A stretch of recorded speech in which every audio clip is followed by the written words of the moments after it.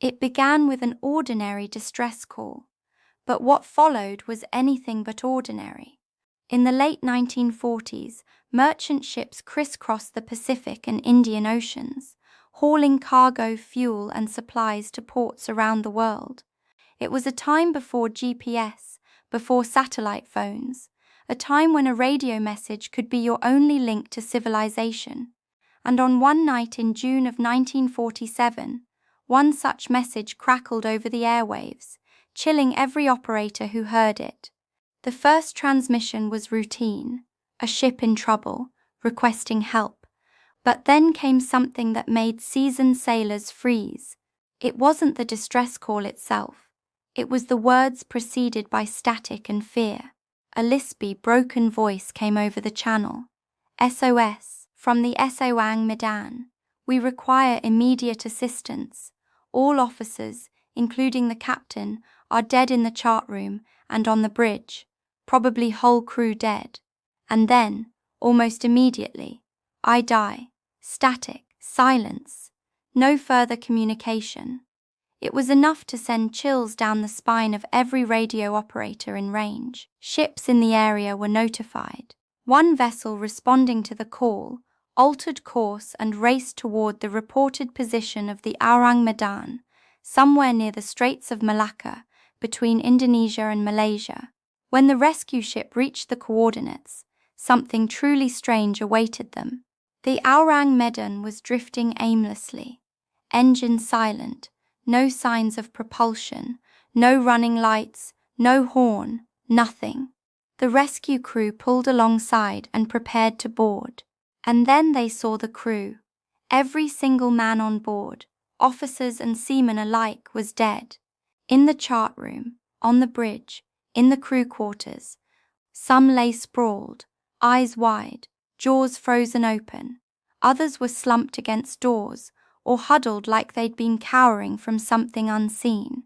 No blood, no visible wounds, no sign of struggle, just silence and death. The rescuers expected signs, trauma, disease, poisoning, accident, but there was nothing. One man was found at the radio, his hand still on the microphone, as if he'd simply fallen over mid-transmission. Then the rescue team noticed something unsettling. The bodies were frozen in place, as if they'd all died at the same instant. Some had arms outstretched, some slumped upright. None showed injuries consistent with conventional causes of death. And here's what made it even stranger. The rescue crew reported a terrible odor and an atmosphere so oppressive that some of the men on the boarding vessel felt dizzy and nauseous. They described a stifling, sickly smell like rotten eggs mixed with heavy metal, so pungent it made their eyes burn. Despite this, the rescue team continued investigating.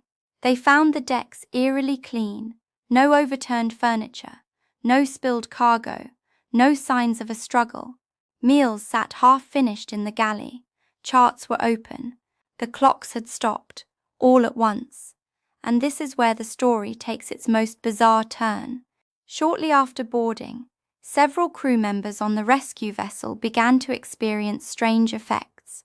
Nausea, disorientation, fatigue, some even passed out. When they staggered back onto their own ship, it was clear something was very wrong. The captain ordered everyone off the Aurang Medan immediately. But as soon as they began to untie the lines and pull away, a fire broke out on the derelict ship's stern, as if flames ignited from within. No one saw the source. No explosions were heard.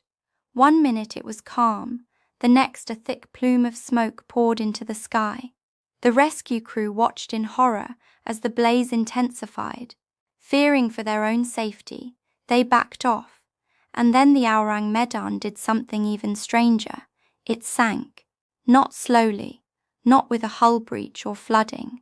It simply sank, stern first, into the dark waters of the straits and vanished beneath the waves, as though the ocean itself had swallowed it whole.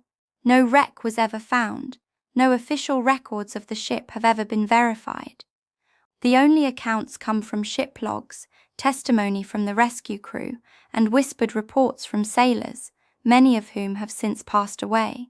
No cause of death was ever determined, no explanation for the odor, no explanation for the fire, no explanation for the instantaneous, bizarre deaths of an entire crew.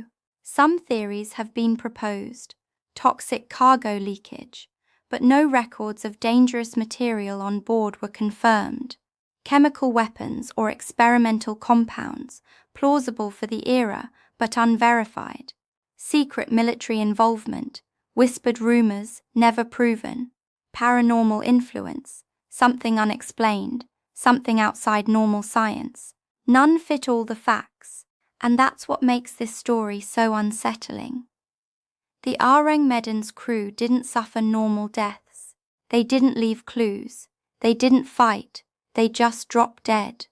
Every explanation has holes, and every known investigation either contradicts itself or ends in unanswered questions. To this day, no wreck has been found, no manifest, no confirmed registry record, just a distress call and the chilling final message broadcast across radio waves. A ship of men, an impossible death, and a sea that swallowed every trace except the story itself. If you would like me to cover another story, leave it in the comments below. Also, don't forget to like and subscribe to my channel.